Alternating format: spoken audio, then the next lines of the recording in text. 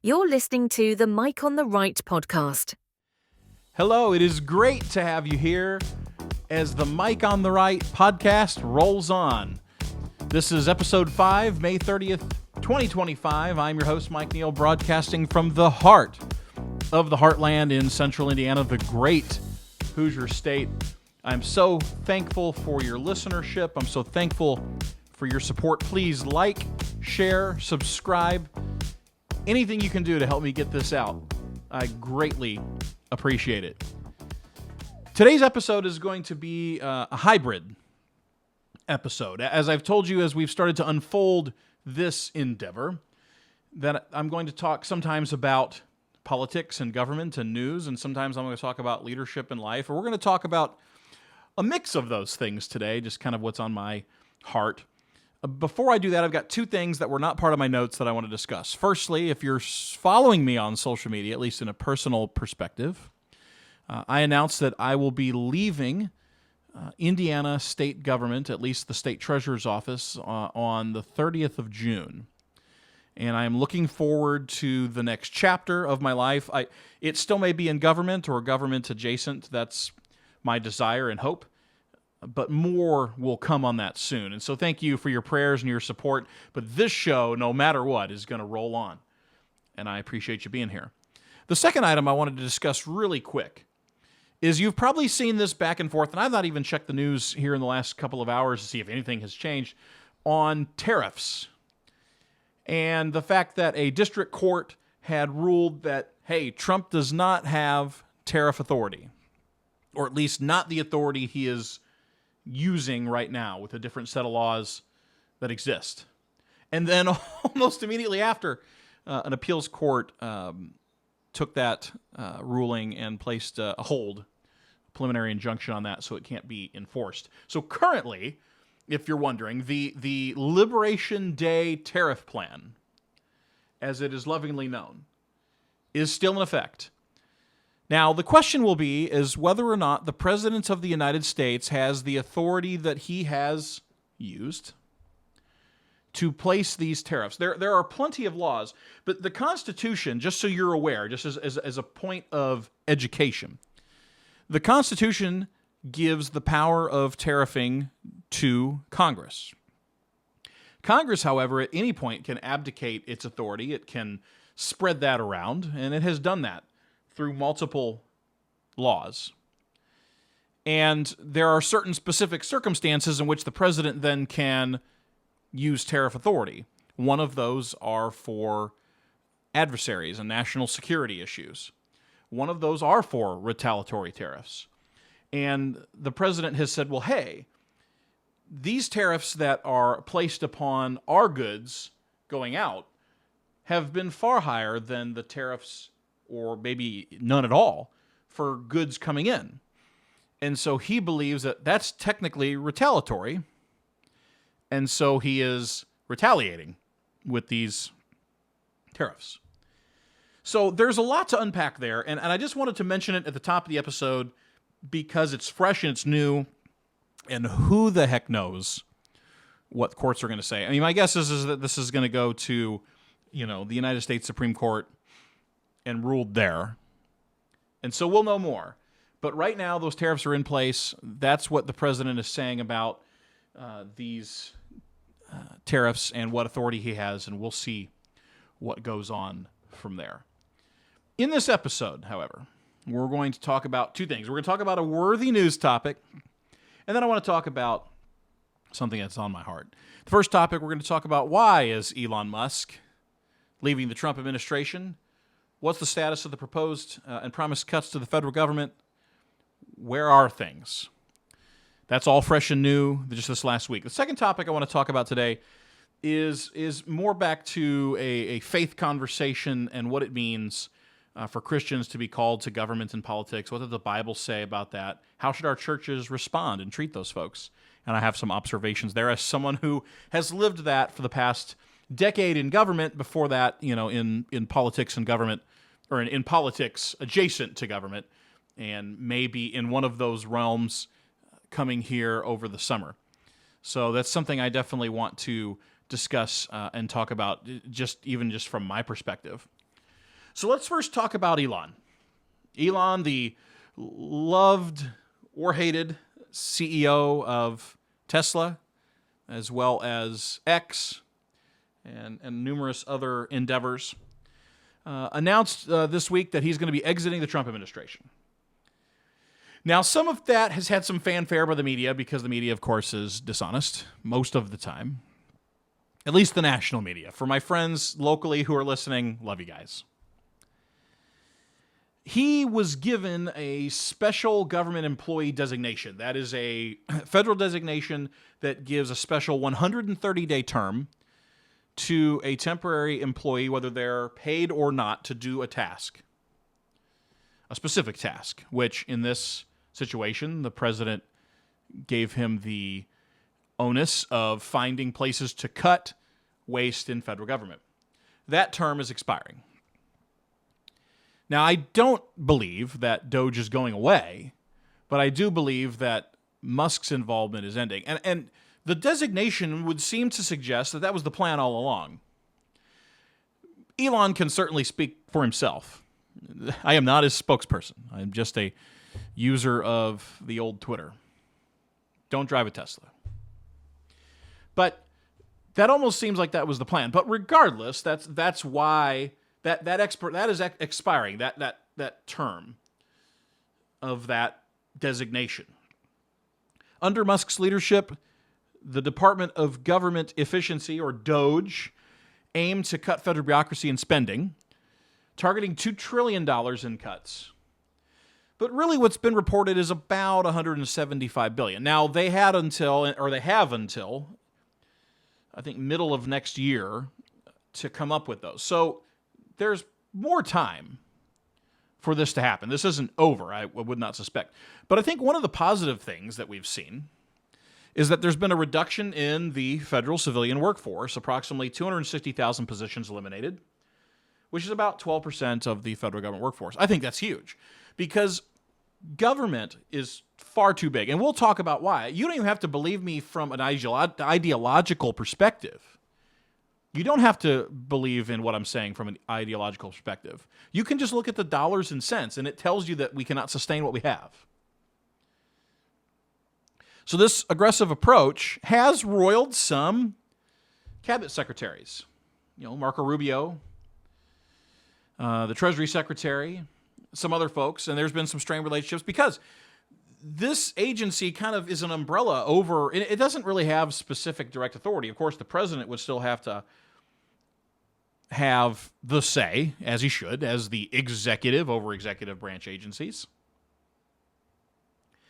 But that doesn't mean that this agency that is coming in, DOGE, is kind of looking at things and making recommendations, that's not tough. So even some of our friends have kind of had this back and forth about how to do this. But I think one of the bigger items that is probably precipitating, hey, this is probably a good time to stop Elon's involvement, is because he has criticized the big, beautiful bill. The tax and spending bill that is before Congress, currently over in the Senate, that we've talked about now in a couple of episodes. And so he said so publicly, he's got some problems with that. And of course, this bill does not include some of that. We'll get into that here in a second. So Elon's headed back to the private sector.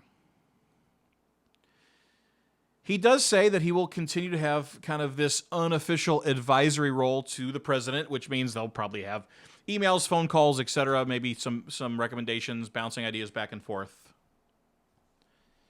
But his full-time role is over. He may be in meetings, you may see him on TV. But his 40-hour plus work week, which I'm sure he's working more than 40 hours. I was at the White House, that would have been in March. And I was in a meeting in the Eisenhower Executive Office building, which is the large building next to the Capitol, next to the White House, where a lot of staff reside, because the White House office space is quite small compared to what you might see on the West Wing or TV or anything like that, when there's a ton of people just stuffed in there. And one of the folks that I was in the meeting with said, hey, You guys got to walk down before you leave. You got to walk down to the Secretary of War room. That's where Elon's working out of. So, I mean, he's had a full-time presence there, even if he's not fully there. He's got people working. He's there. But oftentimes, that's where he's working out of. And so I think all of that's about to end. Of course, Musk has been embroiled in being protested against. I've seen that out, where I work at the Indiana State House. I've seen that all across the nation, vilifying him. And say what you will about him. Regardless of the personalities, the federal government has to be cut. Period. So let's look at, as I talked about before, so he's moving on. What's going on with DOGE is going to continue. But where is this savings and these cuts that he found going to be enshrined in law? So with Musk saying that there's been about $175 billion in savings through measures like asset sales, contract cancellations, workforce reductions. Of course, there's been some contesting of those numbers by the media and the Democratic Party, that they're miscalculated, they're overestimated. We all know that government estimations are often wrong. The Congressional Budget Office is often wrong. So far often wrong that they're almost not even worth having. But we know that there's been a reduction in workforce. We've seen that in a lot of the employment numbers. And one of the items here is that some of this work is not being codified in the DOGE bill. I'm sorry, in the Big Beautiful Bill. The DOGE cuts are not being codified in the Big Beautiful Bill, and that's because there's not consensus. Especially some moderate Republicans who are in districts that may have a lot of federal workers. It's unpopular, trying to save their seats, which I think is cowardice. Of course, in the Senate, it looks like they're going to be able to be a little bit more aggressive because people like Jim Banks and Tom Cotton and Ted Cruz and Mike Lee and some of these firebrand conservatives, the new generation of leadership in America, who hopefully will be able to restore a lot of these cuts to make them permanent, to make sure that the next president doesn't come through, and especially if it's a Democrat, and grow the federal government has been done since the dawn of time. But we're looking here at essentially kind of a stalemate on whether or not these should be permanent.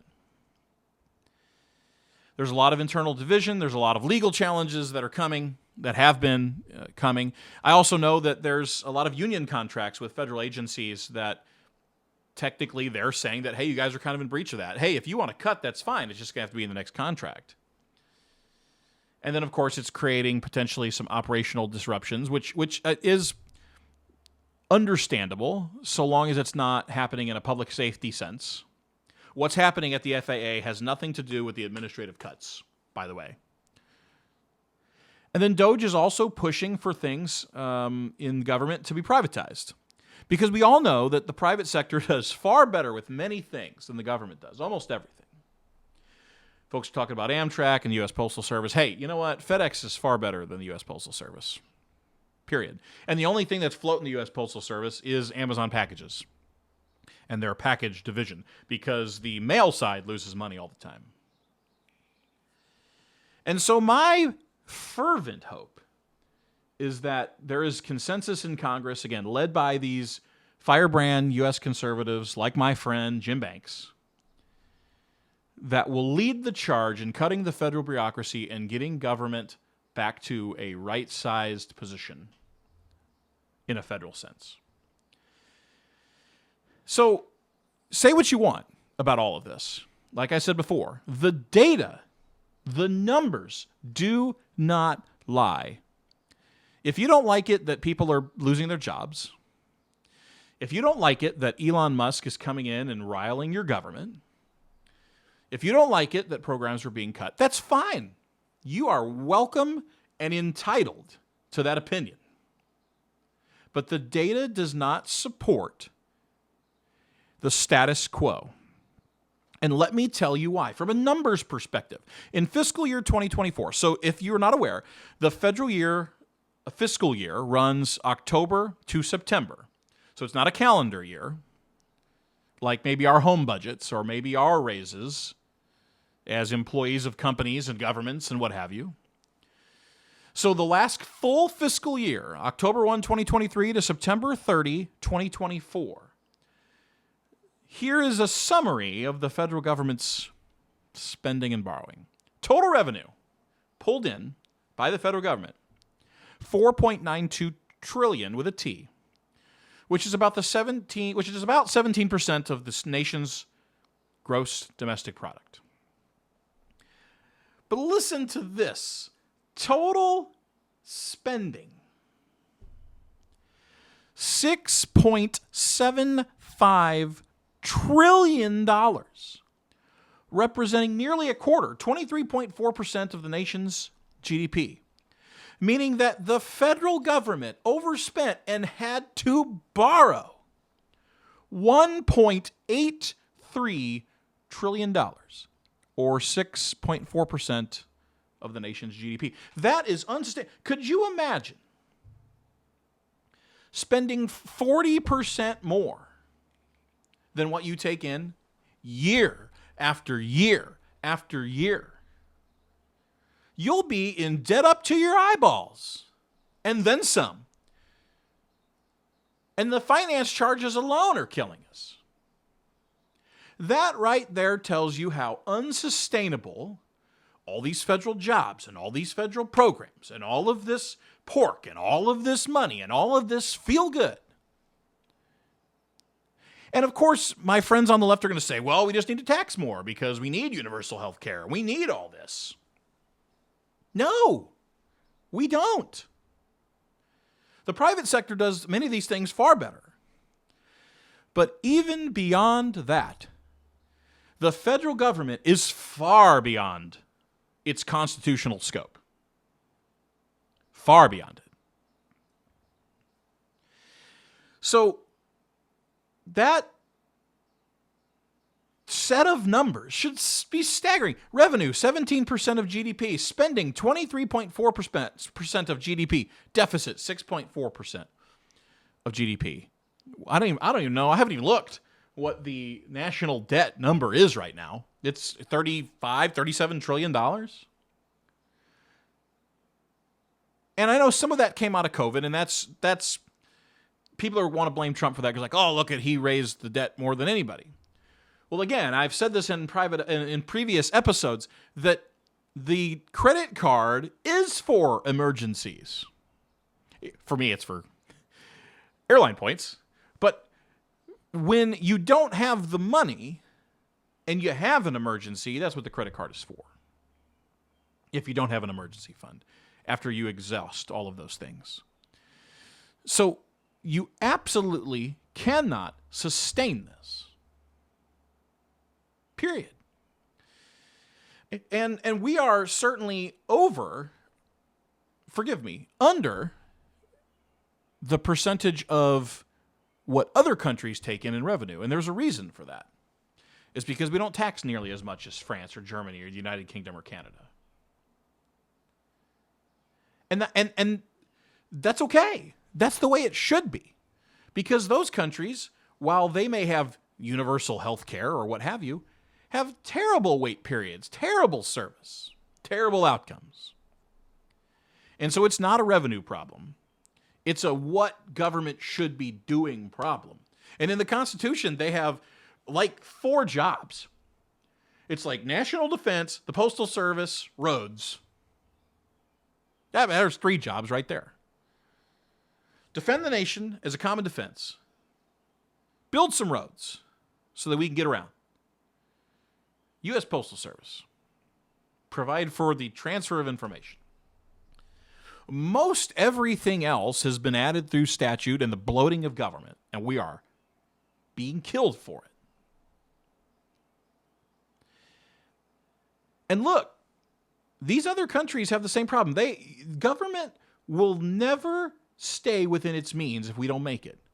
So I just told you that, let's say France, for example, its revenue is 47% of its country's GDP. It's almost half. They're taking almost half the money. Ridiculous. And you know what they're spending?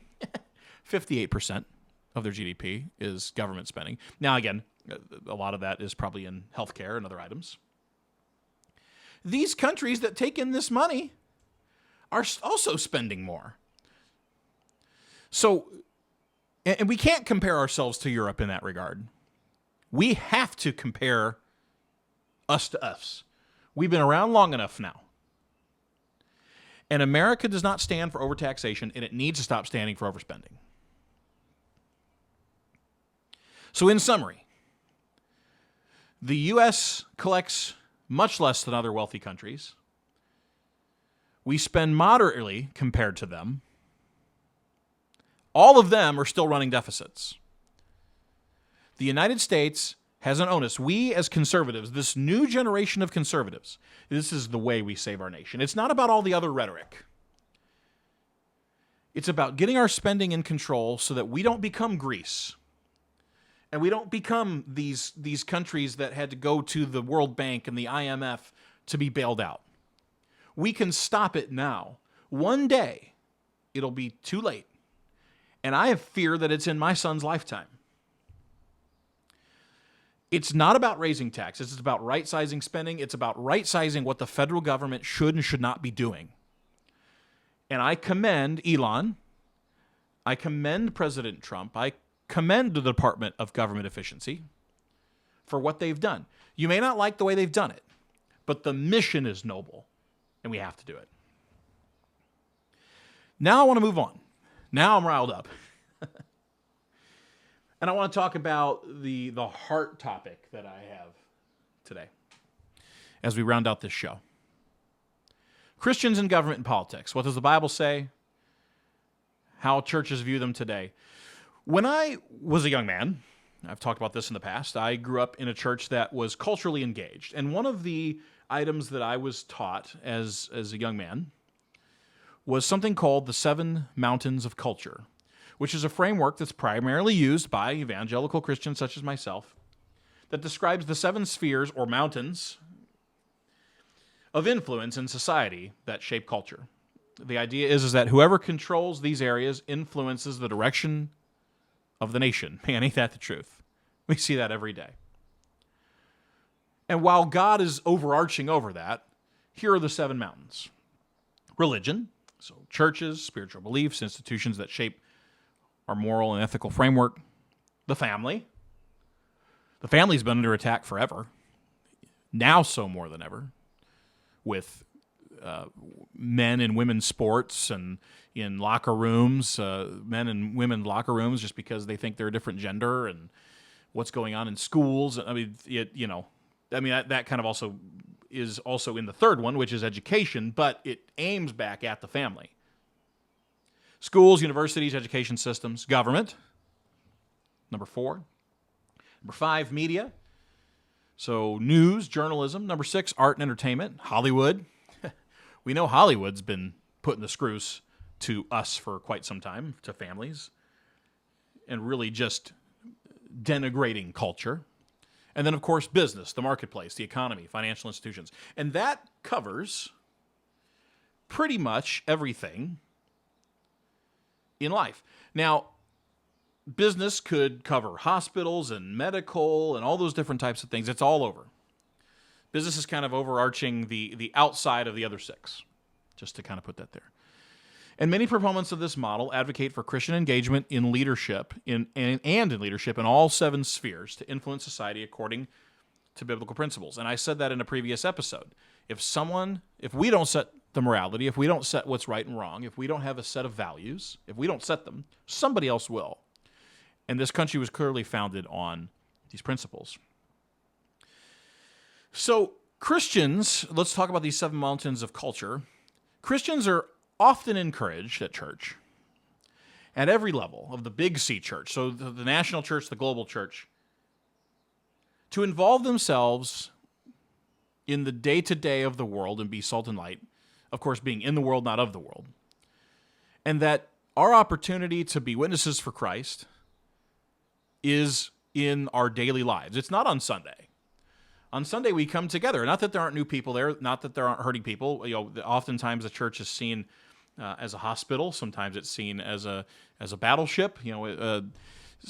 Church is viewed in many ways as this conglomeration of Christians come together. But we spend an hour to an hour and a half there, and the rest of our life not there. And so we're asked to be salt and light by the Lord. That's our command. And churches strongly support many of those, teachers and medical workers, active military, veterans, other groups of congregants. But an area, and they should, by the way, and I'm not comparing like to like. All of those groups of people we are indebted to in one way or the other. But an area where I feel like churches cringe is for those of us that serve in politics and government. It's hard for Christians because of the combativeness, because of the, how you feel about a topic or another, whether it's taxation or abortion or local government matters or, how something should be managed, how many people should be employed by the government, as we just got done talking about. And it's divisive, right? Because the media makes it divisive. Consultants, as much as I know they're listening, there are consultants out there that, of course, their job is to win a race. So you have to kind of make wedge issues to get your voters to ensure that they vote for your candidate. I get it. But we're always being divided. And the church has a hard time with that type of division. And I don't feel that churches do a good job of celebrating and supporting those in politics and government. I have friends, it's not just me, though I feel like my friends do. My church has done a great job. If you're listening and you go to my church, Traders Point has been such a loving place for me. And I'll always be indebted to Aaron Brockett and to all those that are there. But even those that attend there or other churches that I've been or other churches that some of my political and government friends go to, they feel kind of very put to the side and just very, what you do is not worthy of these other items. And man, that couldn't be further from the truth. And I'm going to tell you why, from a biblical perspective, why Christians are called to at least know and understand the political positions of the day, because the Bible is full of them. But the trick is to put Jesus first, not politics first. I'm a Christian, and therefore, because I'm a Christian, because I have a relationship with Jesus, number one, I am then, number two, a conservative. My religious views shape my ideology, not the other way around. My religious views, my relationship with Jesus, shapes my worldview. It shapes my political party. It shapes my actions. I'm not perfect, but it's first, and everything else comes second. But the Bible calls us to be salt and light in Matthew, and that is in every item. Those 7 mountains of culture, every single one, including in the church. There's plenty of you on here that are in ministry who are slogging it out every day in something that is incredibly tough. It's a tough place to be. You're salt and light there, even in church. You're salt and light in the medical field. You're salt and light in education. You're salt and light. We're called in every area. And politics and government is no less. Because the thing about the politics and government mountain is that it's the only one, other than religion, that has a hand in every single other mountain. It regulates it. It manages it. It writes laws about it. It permits it. It denies it. Politics and government is really the puppeteer for all the others, because it can keep you from doing or allow you to do something. God establishes governing authorities in Romans 13:1. Let everyone be subject to the governing authorities, for there is no authority except that which God has established. Yes, even Donald Trump. Yes, even Joe Biden. Yes, even Barack Obama. Yes, even George W. Bush. Yes, God placed them all there. God was not surprised when any of these people got elected. God knew exactly what he was doing. But he establishes governing authorities, and he calls us to follow their lead. Now, in America, we have a much greater say in how government operates. And when they're in, we have to follow the laws, and then you have an opportunity to kick them out. You have an opportunity to speak truth to power. You have an opportunity to get elected yourself. In some places, you have the opportunity to recall, like in California or in Wisconsin. You can recall politicians for not doing the job that you elected them to do. We're called to seek welfare for the city. Seek the peace and prosperity of the city. Pray to the Lord for it, because it prospers, you too will prosper. This encourages active concern and participation in the community's well-being. We are stewards as public servants. We're not power-hungry mongrels, though there are some that do it for the power. There's bad apples in every mountain of culture. It's a weight and a responsibility to be in government. It's not a power trip. And those that are doing it as a power trip are wrong. We're called to be concerned for our community's well-being. Justice and righteousness can be managed in government through the judicial process and other items. It implies, the Bible in Proverbs 31:8, it implies that political involvement is to advocate for just policies. We're called to submit to the law. We're called to use our influence for good. We're called to pray for leaders through the Bible. Timothy 2:1. Pray for kings and all those in authority, that we may live in peaceful and quiet lives. Render unto Caesar what is Caesar's. There's this long list, but the most important one is believers are ambassadors for Christ. We are therefore Christ's ambassadors. 2 Corinthians 5. Christians represent God's kingdom even within secular structures. Government is one of the 7 mountains of culture, shaping the moral and legal direction of society. Scripture shows us that believers served in government roles. Joseph, Daniel, Esther, advancing God's purposes in secular systems. Christians may be divinely called to public service as a mission field to promote righteousness and justice. That's me. I am called to public service. Now, maybe here in a little bit, my job may not be full-time in politics and government. It may be. You'll find out more this summer. But I know I'm called to public service in some way. Right now, I get to serve as the Plan Commission president in Westfield. I look to run for city council or something here in Hamilton County one day. I believe I'm called to do that. Engaging in government influences all other cultural spheres. Just like I said, it has a hand in family and education and media and religion and business and arts. And the absence of God's leadership invites secular or corrupt agendas to fill the void. I told you, if we don't set the right and wrong, the set of values, the moral compass, somebody else will. And that's the one place where God allows us in the Bible to rebel against government. And that is when the government prescribes things against God's word, commands, commandments. Period. Otherwise, we have to play within the secular structure that has been in place because it is blessed by God. God says so in His Word. Political involvement allows Christians to defend biblical values, protect the vulnerable, uphold religious freedom. Public service is a form of faithful discipleship, fulfilling Micah 6:8. Do justice, love mercy, walk humbly with your God. Christians are ambassadors for Christ, as I spoke about a moment ago. And retreating from culture leaves it unchallenged. Being salt and light, being check and balance. That's why I got into government. Sometimes I've lost my way in my journey. Because it does feel good to be in authority. But we have to use the authority for the right reasons. We have to use the authority in the right way. And maybe I won't always be called to this, but right now I know I am.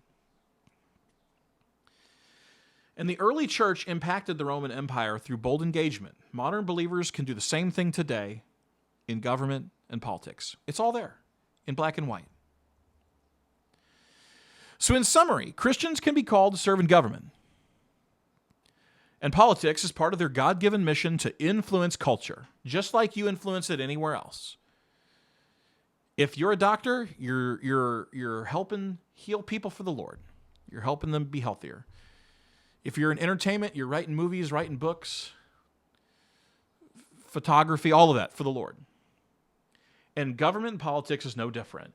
Within the Seven Mountains framework, government is a key sphere that shapes society's values and laws. Scripture supports believers engaging in public service, using their positions to uphold justice, to defend the vulnerable, and to reflect God's righteousness.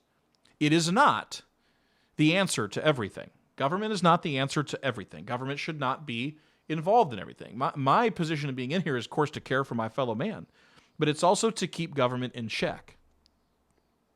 That's what I believe I'm called to. That's what I believe a lot of people in government and politics are called to. Public and political involvement is a form of discipleship where Christians act as salt and light in the public square, influencing all areas of culture with integrity and biblical truth. So church, Christians, those of you who are listening who are Christians, we've got to do a better job caring for these folks. It's difficult. This isn't a cry from me for help, by the way. Blink twice if I'm okay. Well, if you're watching the video, I blinked multiple times. I hear this all the time from those that I work with. I hear it from folks that are Jewish. I hear this from folks who are Catholic. I hear this from folks. It's many other Christian denominations